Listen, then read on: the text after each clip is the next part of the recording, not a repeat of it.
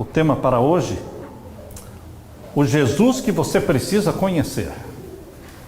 Mas antes de começar, vamos orar. Pai eterno que estás nos céus, aqui estamos na tua presença. Te agradecemos pelos desafios, te agradecemos pela fé, te agradecemos pelo ânimo que o Senhor colocou no coração dos teus filhos e filhas aqui em Jacksonville.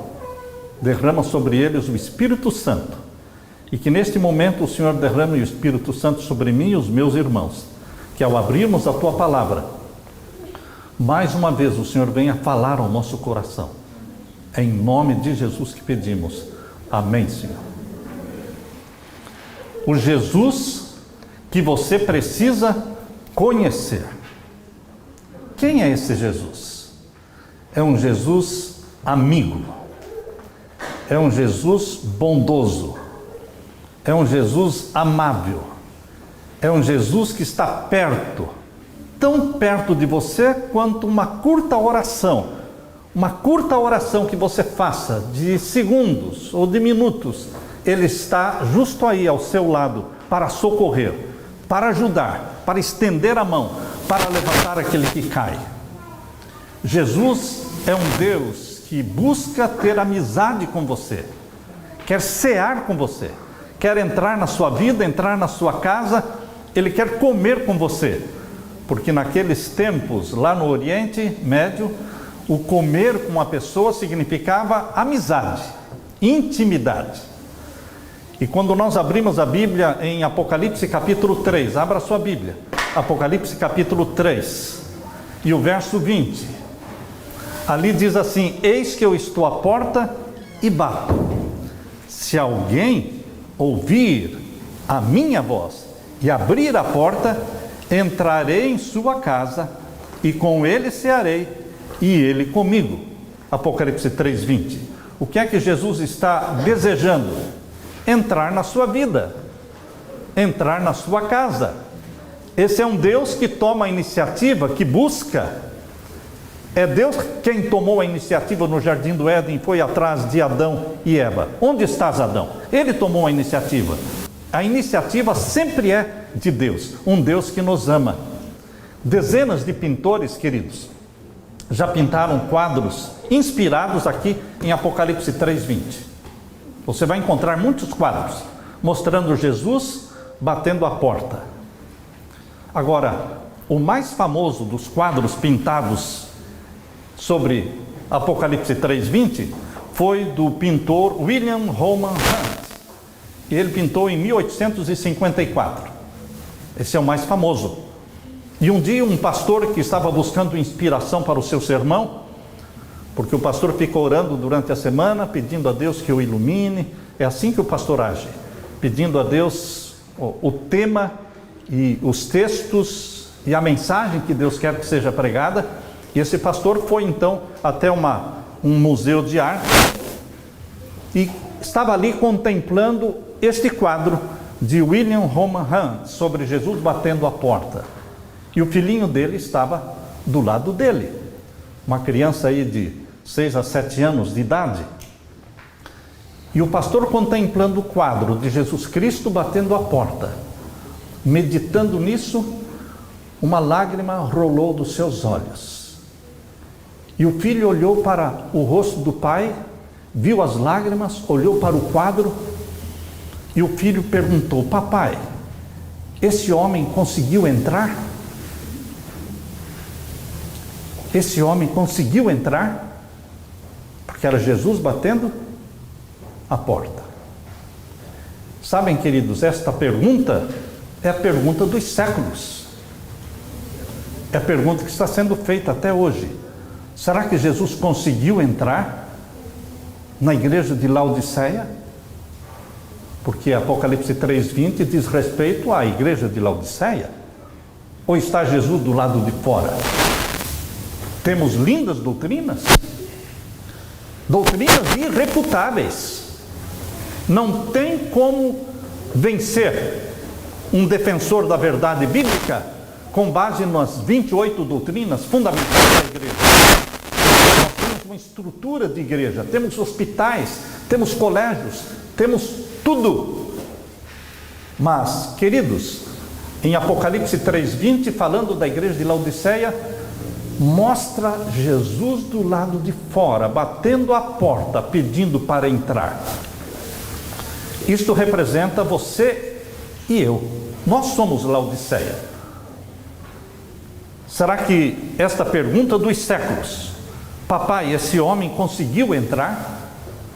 Jesus entrou na sua vida, ou você foi convencido por doutrinas? É fácil você se apaixonar pelas doutrinas da Bíblia e se acomodar com elas e esquecer que você precisa ter uma experiência pessoal com Jesus, conhecer quem é Jesus e o que significa Jesus na sua vida. Esse é o Jesus que você precisa conhecer, não é o Jesus das doutrinas, não é o Jesus da teologia, é o Jesus amigo, que quer viver com você, fazer parte dos projetos que você tem, dos planos da sua vida. Queridos, o Jesus que eu quero apresentar para vocês é um Jesus que é homem, e a Bíblia, nos evangelhos, Mateus, Marcos, Lucas e João, ali está amplamente descrita a vida desse homem chamado Jesus Cristo. Mas este homem, Jesus Cristo, não é tudo, porque ele não era somente homem.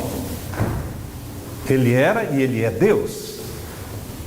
E queridos, quando Jesus Cristo disse em João capítulo 8, abra sua Bíblia, João capítulo 8, quando ele disse no verso 58, João capítulo 8 e o verso 58, quando Jesus declarou as palavras, disse-lhe Jesus: em verdade vos digo, que antes que Abraão existisse, eu sou. A expressão eu sou significa eterno. Eu sou o eterno.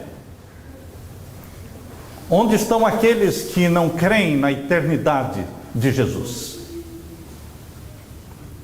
O que fazem eles com a Bíblia quando leem este verso e depois dizem que Jesus Cristo, houve um tempo em que ele não existiu, houve um tempo em que o Pai existiu e o Filho não existiu?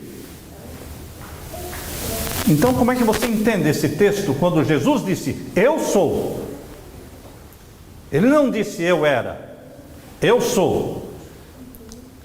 Eu sou significa o eterno, o existente por si mesmo, o incriado. Esta é a definição de Deus. Deus é eterno, existente por si mesmo, incriado.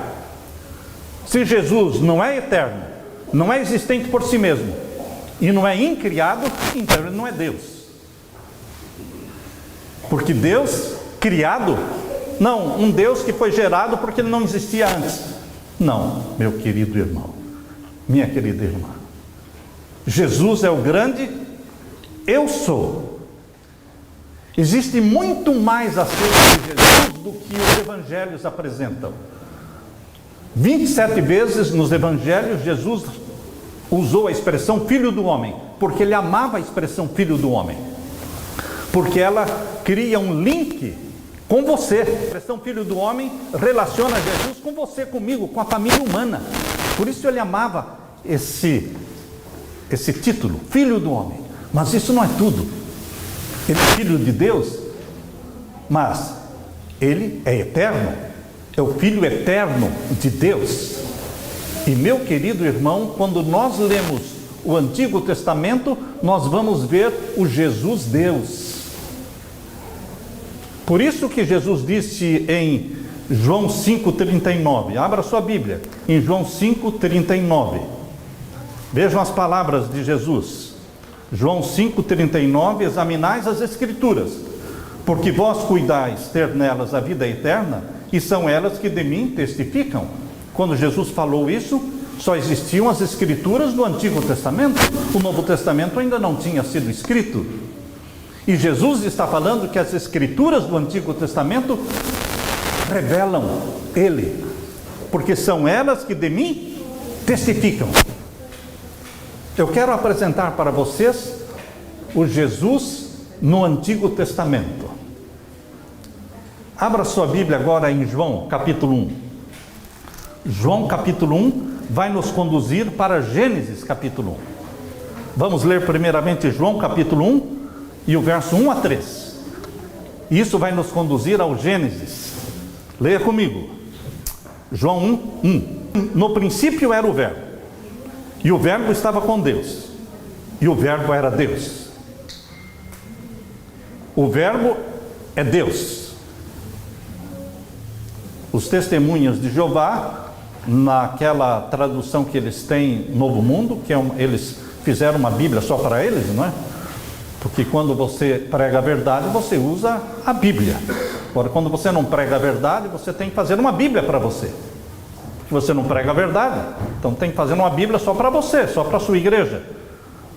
Por isso eles fizeram uma Bíblia, uma tradução só para eles. E neste capítulo 1, verso 1, eles colocaram o D minúsculo. D minúsculo, como se existisse um Deus de segunda classe. Existe um Deus de segunda classe? Não, Deus é Deus. Eterno, incriado, existente por si mesmo. Não, mas se Jesus é chamado Filho de Deus, mas Filho de Deus não é uma profecia? Não é uma profecia ser Filho de Deus?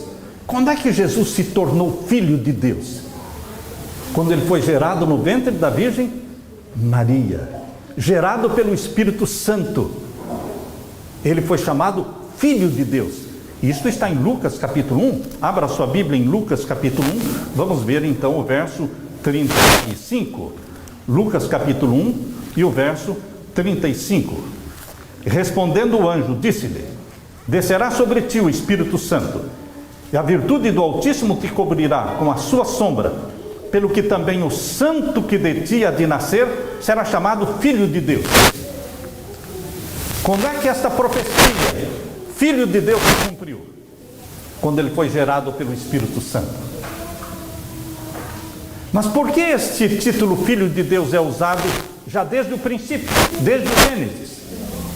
Porque é uma profecia que existe desde o princípio. Tudo que você conhece de Deus, tudo que nós conhecemos de Deus está na Bíblia. E a Bíblia revela o plano da salvação. A Bíblia mostra o Deus em relação ao plano da salvação. Um pai que deu o seu filho, um filho que realizou a nossa salvação, e o Espírito Santo que distribui e aplica os méritos de Cristo na sua vida. Tudo que nós conhecemos de Deus é em relação ao plano da salvação após o pecado. Pai é um título, Filho é um título. Mas se Pai, Filho e Espírito Santo são títulos, qual é o nome da divindade? Qual é o nome então? O nome é YHWH. YHWH é o nome da divindade. É o tetragrama bíblico. Então, meus queridos, quando a Bíblia diz que Jesus é Deus, Ele é Deus. E eu não preciso explicar se é um Deus de primeira ou de segunda classe, porque não existe. Ele é Deus. Ele disse, antes que Abraão existisse, eu sou. Ponto final. Ele é eterno. Continue a leitura aqui no capítulo 1 de João, verso 2. Ele estava no princípio com Deus. Todas as coisas, quantas coisas? Todas as coisas foram feitas por quem? Por Ele. E sem Ele, nada do que foi feito se fez.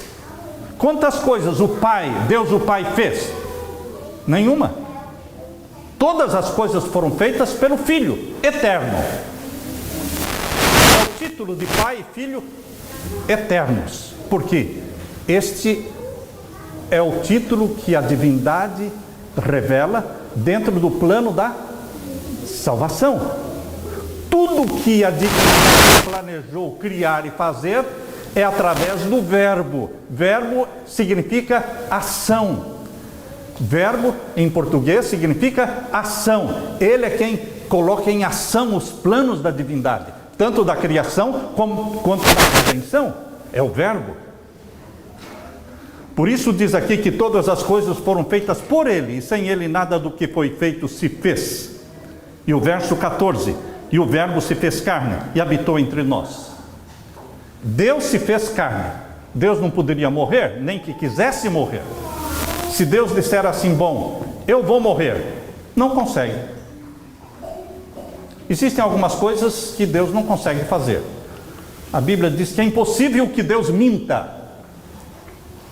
É impossível que Deus minta.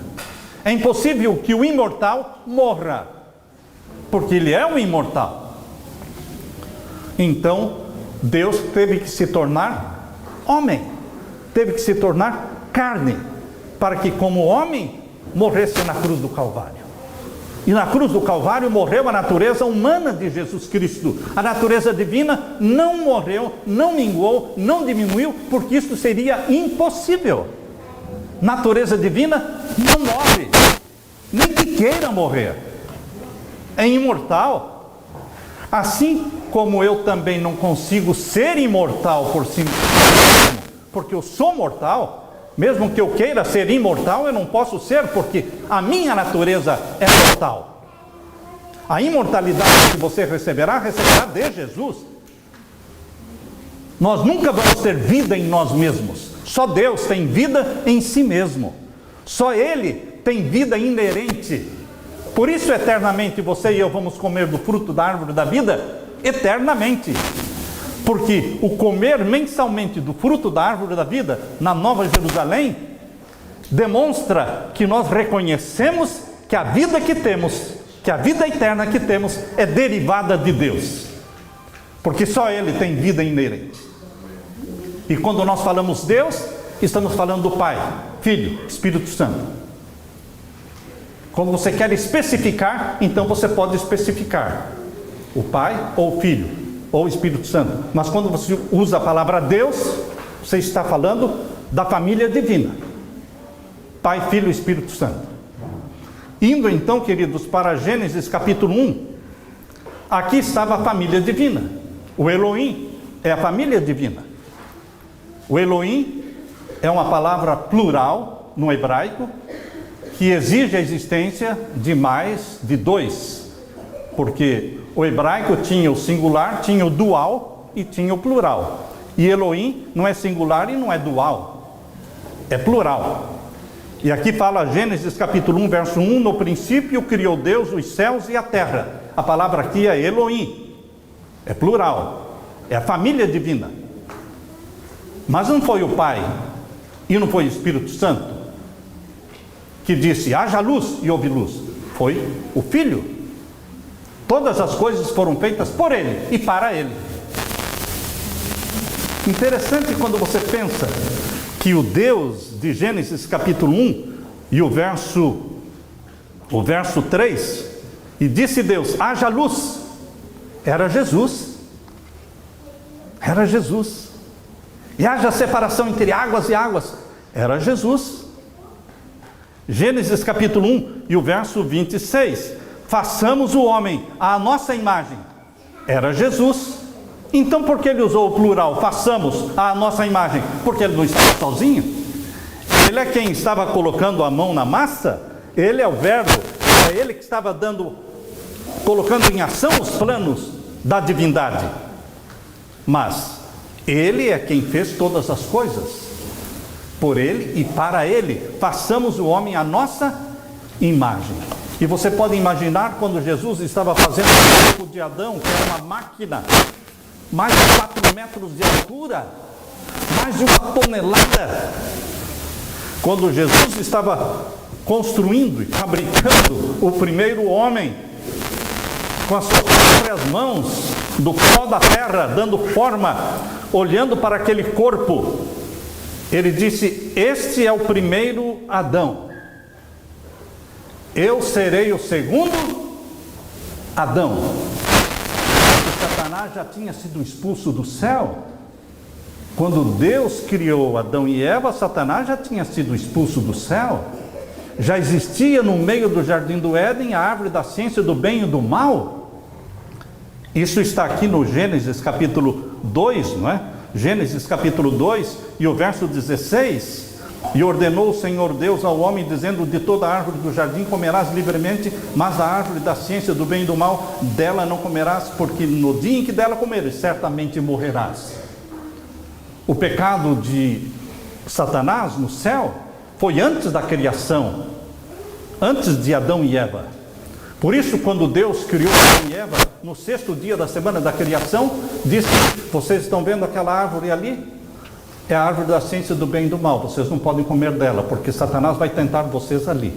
Satanás é um anjo caído do céu, ele trouxe com ele 1/3 dos anjos do céu, e ele vai tentar vocês como tentou também todos os outros planetas, todos os seres celestiais. Ele tentou, mas ele trouxe somente 1/3 dos anjos. Ele vai tentar vocês naquela árvore. Adão e Eva conheciam quem era o anjo caído, porque ele caiu antes da criação deles. Então, queridos, quando Deus criou Adão e Eva, capítulo 2, verso 7, e formou o Senhor Deus o homem do pó da terra, e soprou em seus narizes o fôlego de vida, e o homem foi feito alma vivente, era Jesus criando Adão, e dizendo: este é o primeiro Adão. Eu sei que ele vai cair. Eu sei que ele vai cair. Deus sabe que você vai cair. Deus sabe que você peca.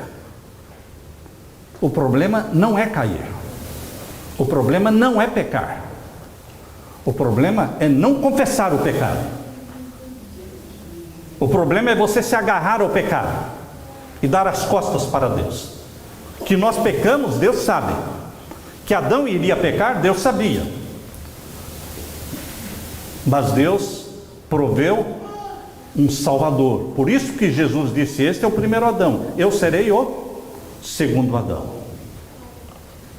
Houve uma provisão para o pecado, feita pelo próprio Criador, Jesus Cristo criando e Jesus Cristo se prontificando a morrer, a fazer parte da família humana. Quando você lê Gênesis capítulo 3, verso 8: e ouviram a voz do Senhor Deus que passeava pelo jardim na viração do dia. Viração do dia é quando termina a parte clara e começa a parte escura. É a viração do dia, é o pôr do sol. Então, quando termina um dia, começa o outro. À tardezinha, Deus veio ao jardim do Éden visitar Adão e Eva. Este Deus era Jesus.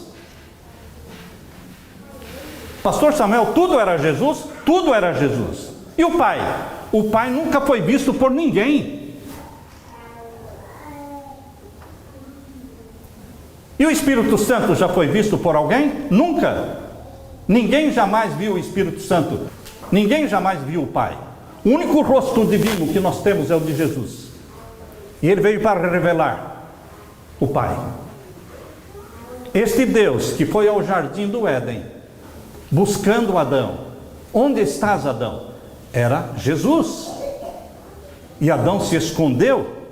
Aqui diz o verso 8: e ouviram a voz do Senhor Deus que passeava no jardim pela viração do dia, e escondeu-se Adão e sua mulher da presença do Senhor entre as árvores do jardim. Queridos, era Jesus Cristo. Agora, quando Caim matou Abel, quem falou com Caim? Caim, que fizeste? Onde está Abel, teu irmão? Foi Jesus. Quem falou com Noé? Construa uma arca. Daqui 120 anos, a terra será destruída por um dilúvio de águas. Foi Jesus. Quem falou com Abraão? Foi Jesus. Sai da tua terra, sai de Ur dos Caldeus e vai para uma terra que eu vou mostrar. Foi Jesus. Tudo é Jesus. Qual é a prova disso? Que tudo foi Jesus. João capítulo 1. Abra sua Bíblia em João capítulo 1. Veja quantas verdades existem no Evangelho de João. É o meu evangelho preferido. O meu evangelho preferido é o Evangelho de João, porque são verdades profundas. João 1, verso 18. Você pode ler comigo. João 1,18. Deus nunca foi visto por alguém. Quando fala Deus nunca foi visto por alguém, está falando de quem? De Jesus ou do Pai? De quem? Do Pai, porque Jesus foi visto, foi abraçado, foi amado, foi odiado, foi cuspido, foi pregado na cruz. Então, o Deus Filho é conhecido, é o rosto divino que nós conhecemos. Quando a Bíblia diz, porque Deus nunca foi visto por alguém, está falando do Deus Pai. O Filho unigênito, que está no seio do Pai, este o fez conhecer. Adão não viu o Pai, Noé não viu o Pai, Abraão não viu o Pai. Em todas estas teofanias, que é a expressão usada para aparições de Deus, era o Deus Filho, era Jesus Cristo, que ainda não tinha o nome de Jesus. O nome ainda era o nome da divindade, YHWH. Quando você abre a Bíblia, aqui em Gênesis, abra sua Bíblia em Gênesis, na experiência de Abraão, Gênesis capítulo 11. Gênesis capítulo 11. Aqui você vê que Abraão saiu de Ur dos Caldeus e fez uma viagem de cerca de 950 quilômetros, quase 1000 quilômetros, até a cidade de Harã. E ali em Harã, eles permaneceram alguns anos. E queridos, até que o pai de Abraão morreu. A Bíblia diz que Terá, pai de Abraão, o nome dele significa aquele que demora. Aquele que demora. Eles saíram de Ur dos Caldeus para ir para a terra prometida, mas eles pararam em Harã. Pararam tanto que Terá morreu ali. Quando ele tinha, a Bíblia diz aqui em Gênesis 11, 32, Terá tinha 205 anos e morreu em Harã. Aquele que se demorou muito. E depois que Terá morreu, Deus disse para Abraão, agora Abraão, novamente, você vai sair da tua parentela. Primeiramente, Abraão saiu de Ur dos Caldeus, mas a família toda foi junto. Ele não saiu da parentela. Pai, mãe, irmãos, sobrinhos, todos saíram juntos. E se demoraram em Harã. E depois que Terá morreu, Deus disse, agora você vai sair da tua parentela. O que é mais difícil? O que é mais fácil? Sair da cidade ou sair da parentela? O que mais dói em você? Ter deixado a sua cidade onde você nasceu ou ter deixado família? O que dói mais? Família. Mas agora, veja aí em Gênesis capítulo 12, Deus fala agora, você já não está em Ur dos Caldeus, você já está aqui há alguns anos em Harã, seu pai já morreu, e agora você vai deixar o quê? O resto da família. Veja aí o capítulo 12. Ora, o Senhor disse a Abraão, é a segunda vez, sai-te da tua terra e da tua parentela e da casa do teu pai, para a terra que eu te mostrarei, e far-te-ei uma grande nação, abençoar-te-ei e engrandecerei o teu nome, e tu serás uma bênção, e abençoarei os que te abençoarem, e amaldiçoarei os que te amaldiçoarem, e em ti serão benditas todas as famílias da terra. Assim partiu Abrão, como o Senhor lhe tinha dito, e foi Ló com ele, e era Abrão da idade de 75 anos, quando saiu de Harã. 75 anos de idade quando saiu de Harã. Queridos, quem é esse Deus que falava com Abraão? Jesus. A Bíblia diz que Abraão era amigo de Deus, ou seja, ele era amigo de Jesus. Como é bom ser amigo de Jesus. Eu me tornei amigo de Jesus, porque ele procurou a minha amizade. Eu, quando nasci, minha mãe me deu para ser pastor. E à medida que eu fui crescendo, ela dizia, você foi dado para ser pastor. Eu não gostava daquela ideia, não. Eu comecei a dizer, não vou ser pastor.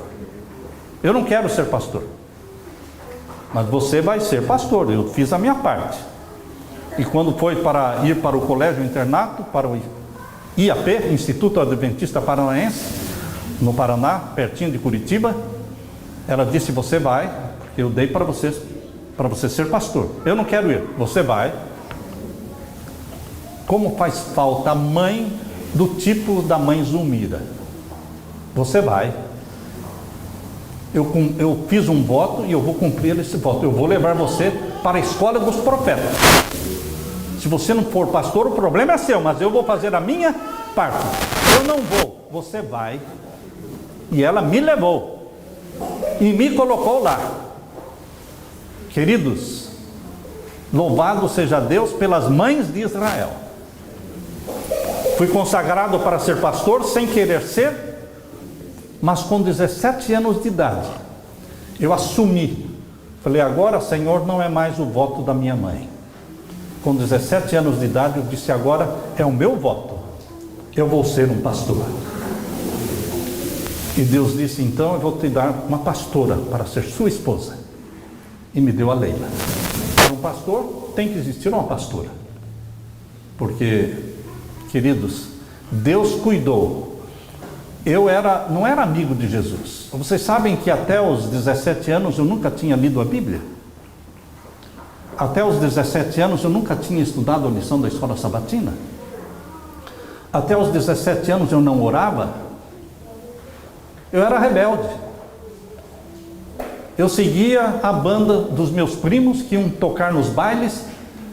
Por isso minha mãe disse: eu vou tirar você daqui, eu vou levar você para o colégio, a escola dos profetas. Você não pode ficar aqui. Queridos, eu me encontrei com Jesus quando eu tinha 17 anos, embora tenha nascido na igreja adventista. Embora tenha sido batizado aos 12 anos de idade, mas eu só me encontrei com Jesus quando eu tinha 17 anos de idade. Nunca tinha lido a Bíblia e me deram um livro. Eu fui colportar, primeira experiência de colportor, estudante, e me deram de presente um livro, Preparação para a Crise Final. Sem nunca ter lido a Bíblia, foi o primeiro livro que eu li na minha vida, Preparação para a Crise Final. Por isso eu sou obcecado com profecias, porque foi o primeiro livro que eu li. E foi ali que Deus me deu uma experiência com Jesus. Foi ali na cidade de Londrina que eu aprendi a conhecer quem é Jesus, e que fiz o meu voto, o mesmo voto que Jacó um dia fez para Deus: se tu fores comigo e me abençoares e me protegeres de tudo que eu receber, te darei o dízimo. E foi ali, em Londrina, no fundo da igreja central de Londrina, que não existe mais, já foi derrubada. Ali eu fiz o meu voto: se o Senhor for comigo, me ajudar a vender os livros, a entregar os livros e ter o dinheiro para voltar para o colégio, o Senhor será o meu Deus, e de tudo que o Senhor me der, eu te darei 10% de dízimo e mais 10% de pacto, de oferta. Queridos, foi ali que eu tive uma experiência com Jesus, porque eu consegui vender e consegui entregar os livros. Éramos 4 colportores, 3 desistiram, foram embora, porque colportar é coisa difícil. Coisa difícil é colportagem, vender livros. Ninguém quer comprar livros. E os que compram depois não querem receber o livro. Mas Deus me ajudou. 3 foram embora, eu fiquei sozinho. Mas eu aprendi a conhecer Jesus de perto, porque Ele cuidou de mim. Este é o Jesus que bate a porta do seu coração e diz: eu quero entrar. Se você abrir a porta do seu coração, eu entrarei. Esse é o Jesus do Antigo Testamento que falava com Abraão, falou com Adão, falou com Abraão, falou com Moisés na sarça ardente, aquela sarça que não se consumia, e Deus disse: Moisés, tire as sandálias dos teus pés, porque você está pisando em terra santa. Era Jesus no Monte Sinai, quando se revelou a Moisés, escreveu os 10 mandamentos em 2 tábuas de pedra, entregou-os a Moisés. Era Jesus, não era o Pai escrevendo os 10 mandamentos, era Jesus. Meu querido irmão, o Jesus do Antigo Testamento, A Bíblia está repleta do Jesus do Antigo Testamento. Por isso Jesus disse em João 5,39: examinai as Escrituras do Antigo Testamento, que eram as únicas Escrituras que existiam naquele tempo, porque são elas que de mim testificam. E aquele anjo que lutou com Jacó naquela noite inteira, lutando com ele, Jacó tentando se desvencilhar, pensando que era um inimigo, mas era o quê? Era Jesus que estava lutando com Jacó. Era Jesus que disse: Jacó, você não vai mais se chamar Jacó, enganador, mas você vai se chamar Israel, porque como um príncipe lutaste com Deus e venceste. Querido irmão, querido amigo, esse Jesus que abençoa, esse Jesus que permite você ser jogado na fogueira, como os 3 amigos de Daniel, ele entra na fogueira com você. Ele não fica do lado de fora assistindo, ele entra junto, ele entra na sua vida. É esse Jesus que eu quero apresentar para você, que está tão perto de você, que é a distância de uma curta oração. É esse Jesus, o Miguel, que se revelou a Daniel. O Miguel que se revelou a Daniel é Jesus. É o nome de guerra de Jesus. Miguel é o nome de guerra. Quando ele luta contra Satanás, ele usa o nome Miguel. Abra sua Bíblia em Daniel capítulo 12. Daniel capítulo 12, nós lemos o verso 1. Daniel capítulo 12 e o verso 1. E naquele tempo se levantará Miguel, o grande príncipe. É Jesus que se levanta pelos filhos do teu povo. E haverá um tempo de angústia qual nunca houve, desde que houve nação até aquele tempo. Mas naquele tempo livrar-se-á o teu povo, todo aquele que se achar escrito no livro. Daniel está falando do seu tempo, do meu tempo, desta última geração, desta angústia qual nunca houve. Mas você não está sozinho. Miguel está com você. Não te deixarei ir, se não me abençoares, disse Jacó. Agarre-se a esse Jesus, meu querido irmão, minha querida irmã. Agarre-se a ele e diga: eu não vou te deixar ir, se não me abençoares. Eu preciso da tua bênção, Jesus. Obrigado, Jesus, por ser um Deus de amor, um Deus que se tornou carne e habitou entre nós, um Deus que se tornou homem para poder morrer por nós, um Deus que ressuscitou deixando o túmulo vazio, a sepultura aberta. Obrigado, Jesus, porque o Senhor vai voltar. Essa bendita esperança, Miguel vai se levantar para libertar o seu povo da angústia que está à nossa frente. Esta angústia não aconteceu ainda, está à nossa frente, mas ele está com você. Deixe-o entrar na sua vida. Eis que eu estou à porta e bato. Se você abrir a porta, eu entrarei, cearei contigo, você comigo, e seremos amigos. Amigos. Porque já não vos chamo de servos, mas de amigos. É isso que Jesus quer ser, seu amigo. Esse é o Deus, esse é o Jesus homem, esse é o Jesus Deus, que eu quero deixar com você. Amém? Amém. Quero orar com você neste momento. Pai Santo que estás nos céus, obrigado por esse Jesus homem, por esse Jesus Deus, por esse Jesus que acompanha a história da família humana desde o princípio. Esse Jesus Cristo que se tornou um de nós para sempre, nunca mais vai se separar da família humana. Obrigado por esta dádiva que o céu fez, de dar o teu Filho amado para morrer por nós. Que Jesus se torne amigo íntimo de cada um que aqui está. Derrama o teu Santo Espírito, Jesus amado, sobre cada um que aqui está. Todos os que estão ouvindo esta mensagem, que se agarrem a Jesus cada dia e digam: não te deixarei ir, Jesus, se não me abençoares. Dá-nos a tua bênção, Jesus, em teu nome que pedimos. Amém, Senhor. Amém.